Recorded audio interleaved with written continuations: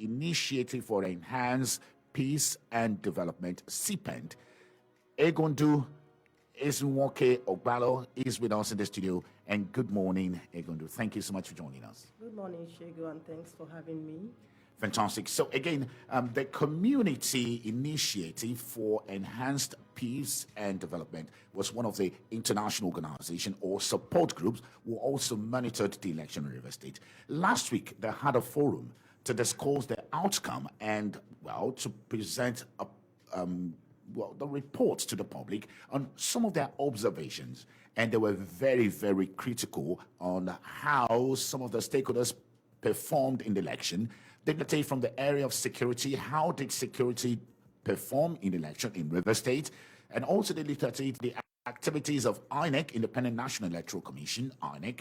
They also looked at the role of the civil society organization, the role of the media, and the role of the politicians themselves. And of course, they are also interested in the report presented by the EU Election Monitoring Observer. But let us start from CIEPD. I was at a forum, and it was quite interesting when you were looking at the representative, because that forum had in attendance representative of INEC, the representative of the security agency, the media was there. You have women group, and you were telling them to their face what they did wrong and what they did right.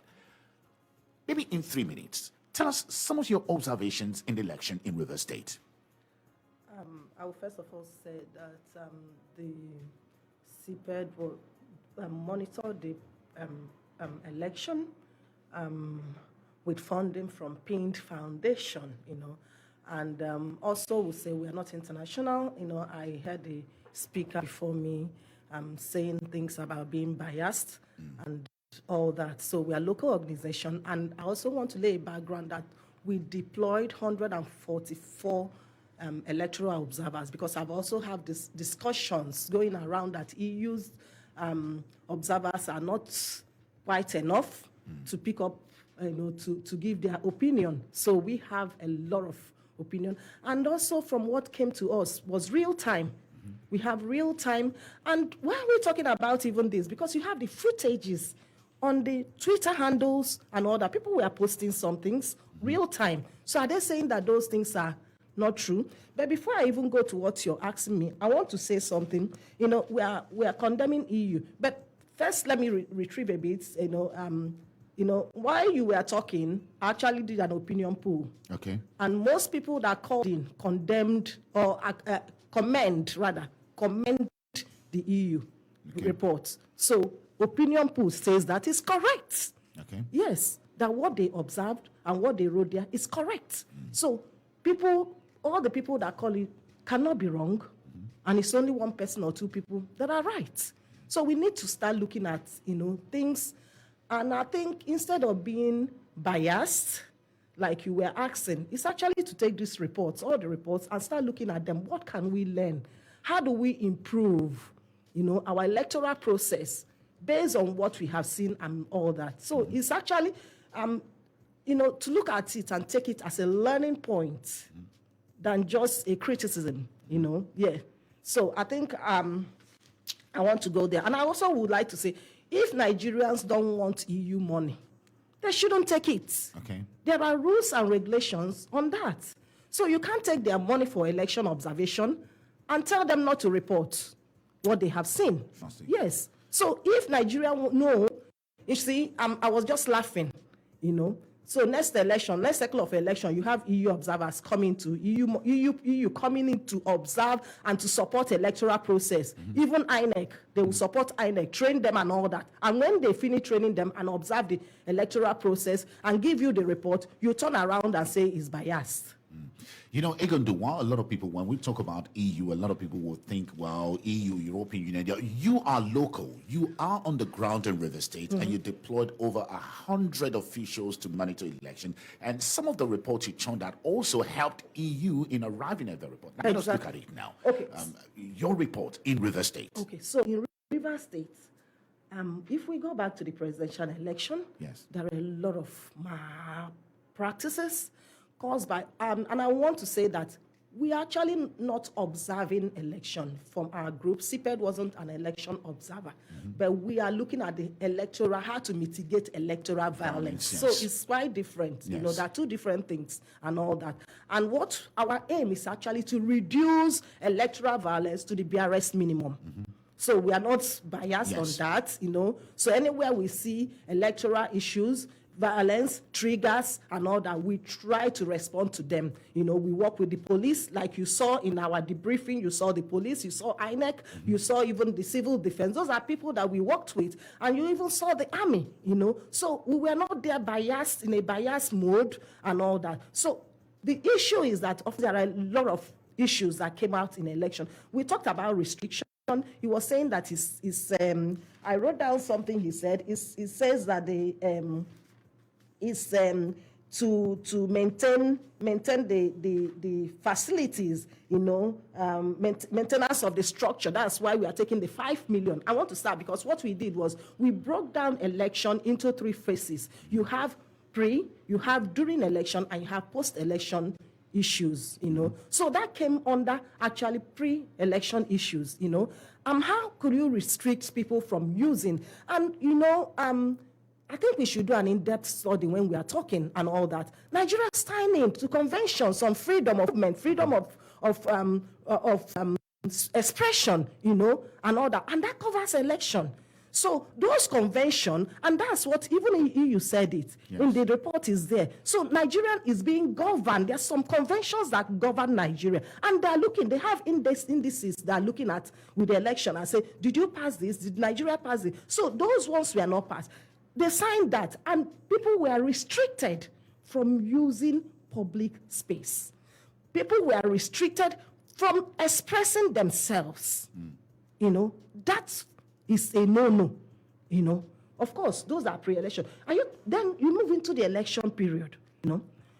We have people calling us. Of course, we are online real time. What we did was online real time. So you have people telling, you had someone called in and shared his experience, that he was first-hand on ground on, if you're not voting for PDP, don't come out. I'm saying PDP because the man said it. That's what the caller said, Okay. Yes, so I'm quoting him in saying that, really. If you don't vote for PDP, don't come out. And that actually reduced the number of people. He said that people didn't come out. And that is not far from our report, what we are getting. So you have places where those ones were going on, You also have places where they were flogging people. I have never seen such thing before. In short, we call the police, because we have a response, we track the violence and we respond to it. So we're also working with the security agents, and we have people in the community too. So when this is an incident that we witnessed, so they call the police. We call the police that such a thing is happening in so places. We have all those places in our report. Can you go and try to reduce this, because it's a violence trigger, Can you go and handle that? The police actually went, to handle it. The next video these people are sending us is video that has them taking, sure, the man could not do anything. He was so dumbfounded, couldn't do anything. So he saw this thing, taking the cane. Okay. They took the cane from the police. So these are things that you saw. Previous to this, the governorship election and the House of Representatives, we also had a forum where we say multi-stakeholder. We invited everybody, candidates that are doing. Yes, we didn't have candidates turn up. It's only one candidate turned up for that. Fantastic. And hold on, and he said something. He said nobody can come out because everybody is afraid. Egondu, you've pointed out some of these violent triggers that happened during the election. And again, you've put your report together, just like all the organizations that put their reports together. Now, my question would be that to what impact would this report be? Because just like Honorable Gunawuke said here a while ago, some of these embassies, some of these countries have even pledged alliance to work with President Bola Ahmed Tinubu. Again, would it just be an effort in futility? You may just want to consider that. But before then, let us look at some very clear parameters.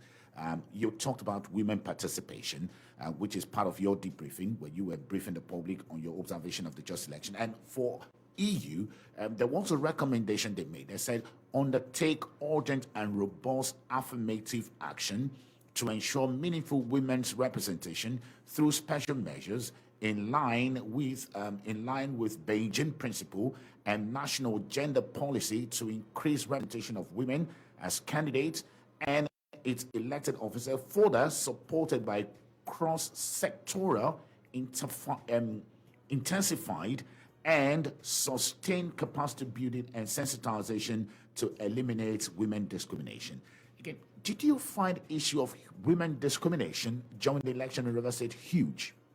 Of course, the context we are talking about, where people are banned from not even the economic resources, How many people can afford to pay 5 million naira? How many women can afford to pay 5 million naira? So in that context, it has already ruled them out, When the violence, I think first, yes, there's a lot of things that are in that clause that they put, So one of the things we need to unbundle in that point is actually looking at electoral violence. Because once you have electoral violence, you bar women from participating, So there's need to intentionally, look at electoral violence, protect the women, special protection, if I can call it that, from that. So if they're making all these executive orders, they should exclude women if they really want women participation, and all that. But it shouldn't even be. Nobody should be restricted. We all have freedom. Nigeria signed in Convention of Freedom of Expression and all that. So that should actually follow. And also what you asked before then, I said, pledging, EU, we need to understand how diplomatic relationships. Yes. So EU has already a diplomatic relationship with Nigeria. Their report is different. Of course, they have to state what they saw and all that. And that doesn't stop them from having a diplomatic relationship with Nigeria. So that's a different thing altogether, So we need to, looking at it and saying that why are they still supporting? That's about diplomatic relationship that are pursuing. They have their goals, they have set out their goals. Some of them are long-term goals and all that. And, let's stop actually blaming EU. We took the money. We took EU money and asked them to come and agreed that they should support electoral processes, that they should also be an observer. Is it not INEC that gave them the opportunity? Yeah. Yes. So if they don't want that, they should from the beginning tell them, we don't want your money, and all that, so that they can keep their report too. But you can't take their money and refuse them to do a report, and you say it's their bias. Yes. Fantastic. If you're just tuning in, you're listening to the second segment of the show, and I'm speaking to Egondu Ogbalor, who is the Executive Director of Committee Initiative for Enhanced Peace and Development, CIEPD. Actually, they are monitoring issues related to violence in this part of the world and things that could trigger violence. And they've been speaking on their reports, which they have presented. And again, she's also collaborating some of the pointers made by the EU and speaking to the fact that EU has a responsibility, and it is totally wrong to blame EU for the report published. Why? Because EU are stakeholders in the just concluded election, and they're also a part funder of that particular election. But again, the facts still remain. All those reports put together, to what intent would it be? She's just told us that, well, EU or EU nations, they have diplomatic relations with the government of Nigeria, with the Federal Republic of Nigeria. Will this report change anything? Well, that's the big question. But let us just take some calls now, and we'll be speaking to that. Good morning, and thank you. We'll last that. Good morning, and thank you for joining us. This is Point Blank.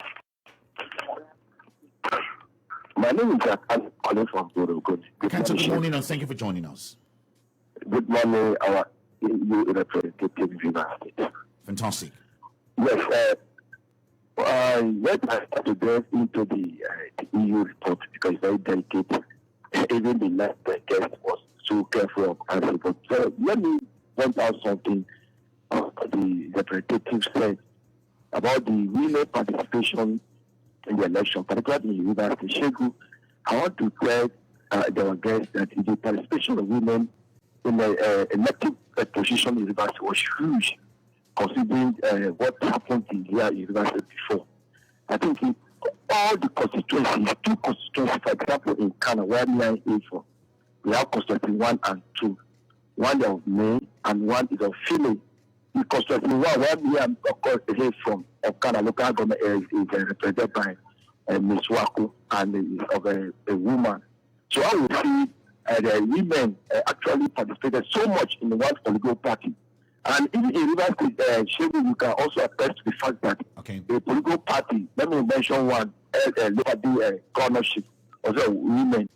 I think Rivers State we also observe, I think 13 or 35% of women have in Rivers State, not talking of Nigeria, of a constitutional election. So for the representative from the women angle, I think women have been doing well. So for you, I'm sorry, because we need to allow other callers. So a counterpoint is that women participation in River State is good. Well, again, that is contrary to what you say, because you say that the restrictive environment made it impossible for women to participate. I'm just going to take some comments that are coming in on the social media, and I have this one. Gospel Igwe said, to be frank, I never expected anything good from the EU, because in the past they have remained adamant. I think it was the glaring nature of the open electoral electoral war stroke violence that could not be stomached that made them speak up this time around. It was an electoral process marked by intimidation, killing, and all sorts of crime against human freedom. And that was from Gospel Igwe. Thank you so much, Gospel Igwe. Let's go back to the telephones. Good morning, and thank you for joining us. Good morning. Good morning. Yes, thank you so much. What's your name and where are you calling from? Yes, I'm Tony from Millennium. Tony, thank you so much for joining us. Yes. You know, everything I just fallacy.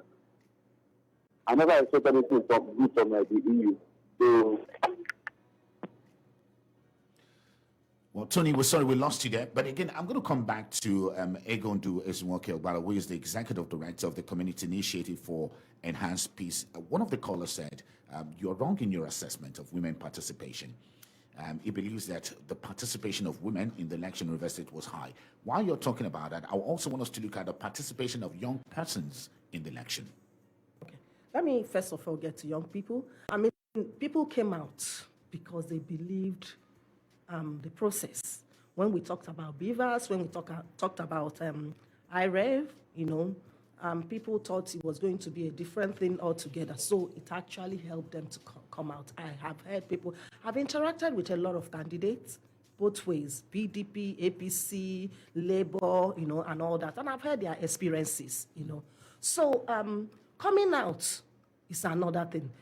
And so people came out, youths came out, because they believed what we were told by INEC, that this is going to be, we have an electoral act, we are going to stick to this electoral act. There's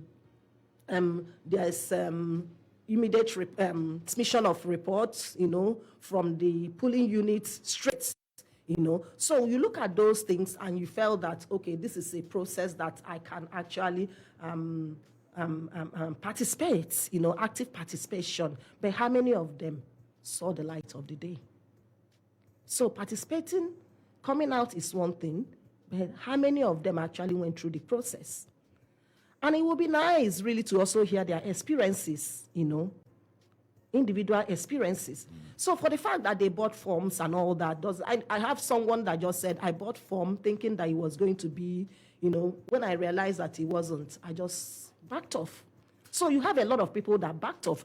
And when the caller said that people participated and named, which party was that? Women participation. Yes, participation. Was it across the board, as per parties? Okay. Or just a particular party that said, okay, we will give you this, everybody, women, you need to do this, because that's a different thing altogether. So we really need to look at, when you talk about participation, I'm an NGO person, so you have participation, you have active participation. Mm-hmm.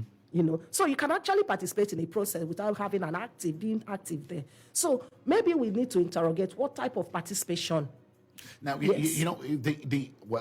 Still talking about young people participation, the EU report said, and I'm going to read a bit of the EU report because it is lengthy. It said, while INEC and civil society actively engage in targeted voters' education, efforts thereby to some extent reflecting Nigeria's regional, Nigeria regional commitment to the promotion of youth participation. However, factional interests within political parties also were seen to cynically exploit underprivilege of economic vulnerability of young people, paying talks to do their bidding, and cause targeted disruption during campaign and on election day. They underline the need for enhanced work with political parties and to protect genuine youth participation. Again, he was talking about, well, while the political parties, some organizations are saying that youth, you're free to participate, but the genuine participation of young people were impeded. Was this the same experience? Is this what you experienced in River State? Of course, that's it. You also saw people, in short, I have a personal relationship, a personal experience where I saw some youth carried ballot boxes, packing it inside the car and all that. So it goes to what it says, and I think in that there's also opportunity, and that's what we're looking at. I've gone to forums and we talked about that, the opportunity that youth participation has presented, we need to harness it, because if we leave it, of course, the political parties are going to still do the same thing that they've been doing, So there's need, it's an opportunity, and I'm calling on every stakeholder, that is genuinely interested in Nigeria to take that opportunity and start engaging. Let's not wait for another election. Let's start engaging these youths, All right, fantastic. Positively. Now, fantastic. Yes. We just have some very few minutes to go because we still have another set of guests to take. And I'm going to be asking you your assessment so far, based on stakeholders looking from the media, the civil society organization, the politicians themselves, INEC, because I know that your public presentation of your initial report scored some of this organization. I'll be asking you what they scored. But briefly, if you're just tuning in, tell us, how would you rate women participation and youth participation in the just concluded election in River State? And we've been speaking to the executive director of the Community Initiative for Enhanced Peace and Development, CIEPD, who monitored the election adequately in River State and was looking at some violent triggers in River State. They presented their reports to the public in River State, and they've also discussed some of their findings. And this, again, is part of, in the larger picture, the EU report on the just concluded election in River State, and looking at some very specific stakeholders and how they performed the election. I'm just going to take 2 more calls, and I'll be taking some of your comments on WhatsApp. On WhatsApp, it is 09059481101. Good morning, and thank you for joining us. This is Point Blank. Good morning. Yeah, good morning. My name is Ifai. I'm calling from OG. Ifai from OG, good morning. Yeah, I greet your guests to the house here. Thank you so much. Thank you. Yeah, I want to react on this EU of something. The woman has said it clearly, and all of us that went up for the election, we saw what happened. So the EU, their report is very good, and Nigeria should take correction from that report. But they will know how to be doing election clear and fair. Thank you very much. Okay, thank you so much, Ifeanyi. And one more. Good morning, and thank you for joining us. This is Point Blank. Good morning, Pastor Chegun. Good morning, sir. Yeah, good morning to the guests in the studio. Good morning, sir. Yes, Chegun, you and I were in River State, and we see what happened. And the EU report is 301% correct. Okay. Chegun, also women participation in election. I think the women are having a very fair contest when it comes to an election. In my constituency, Asari-Toro Akukutoro Federal Constituency, is being led by woman who is a Boma Goodhead. I think this is her 4th tenor or 3rd tenor. So I think for me, the women are also climbing the top. So they should also try more harder, as such that they can also do the way Beatrice Isubo has done, and also rally around their fellow women when it comes to a contest like this. That's my take. Right, fantastic. Thank you so much. So again, we want you to tell us, how will you rate women participation in the just concluded election in River State? Give us a score between 1 to 10. How would you rate it? How would you rate youth participation in the just concluded election in River State on a score of 1 to 10? Let us know. And what are the positives? What are negatives? We would only take WhatsApp on that. That's only WhatsApp messages and text messages on that. 09059481021.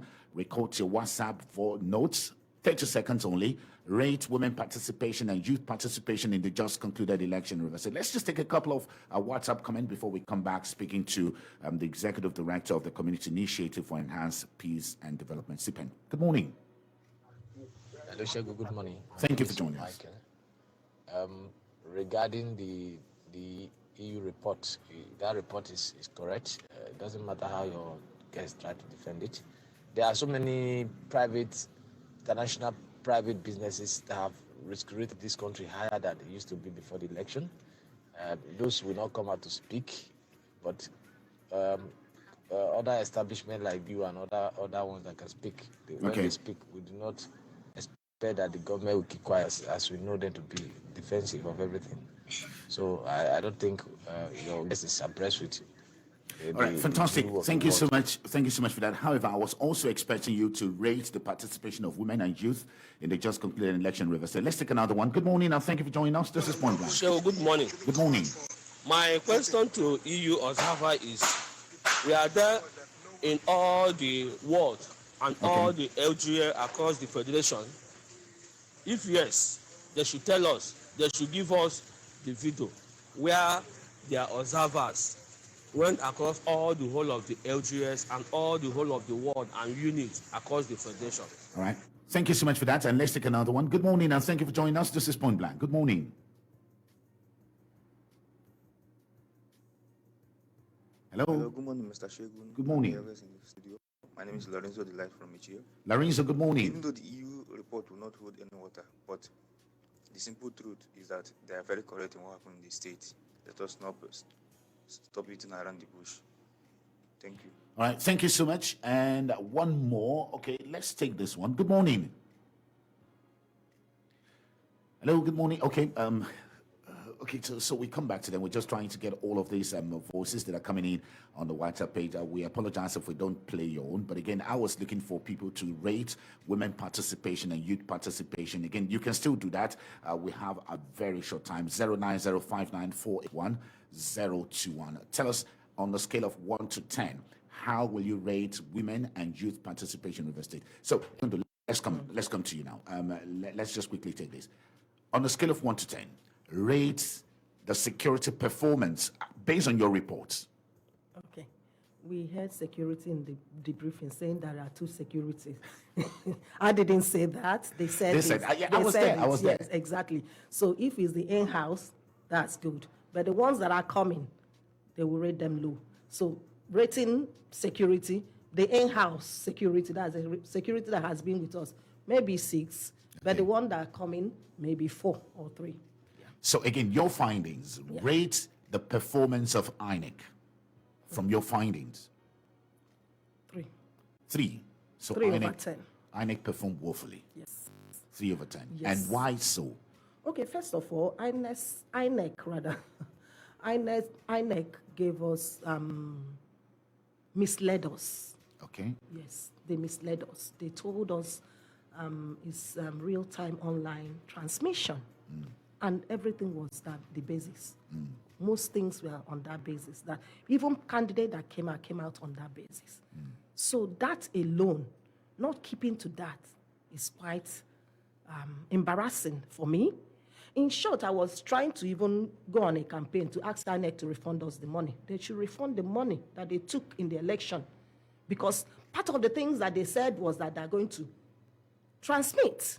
All those money was there. So if they cannot perform their obligation, the reason why they were given that money, they should refund it, Okay. Yeah. Let us look at the participation of the civil society. I mean, that election in enlightening people in voters' education. How did your reports rate that participation? Yeah, I think the report was 8.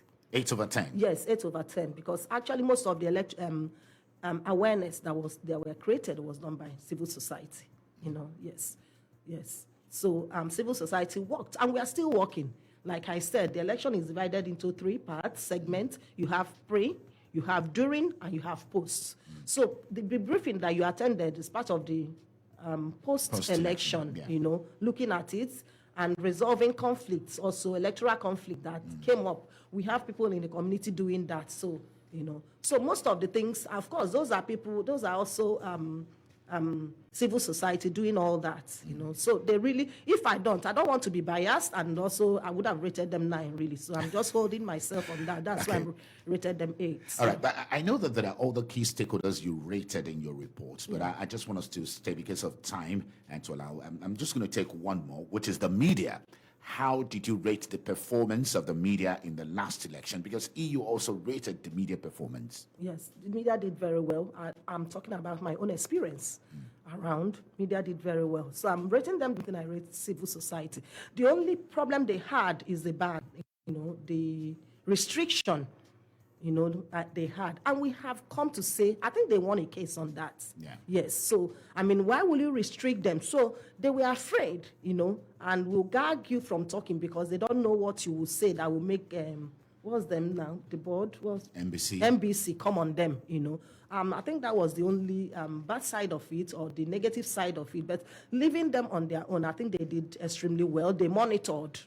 They also went to the field and monitored the election. So, all right, fantastic. I'm going to ask you your general recommendation, but briefly before that, and what EU said in its report and recommendation concerning media is that safeguard freedom of expression and transparency by ensuring the independence of the National Broadcasting Commission in law and practice. This could be achieved by pre-selecting the NC management through an open, inclusive, and competitive system with a cross-party approval mechanism and or participation of industry professionals, as well as by establishing clear institutional transparency and accountability requirement. And that was EU's recommendation concerning media participation in the just concluded election. But give us your overall recommendation in your report. I would like to say this, that there's a National Electoral Offence Commission bill.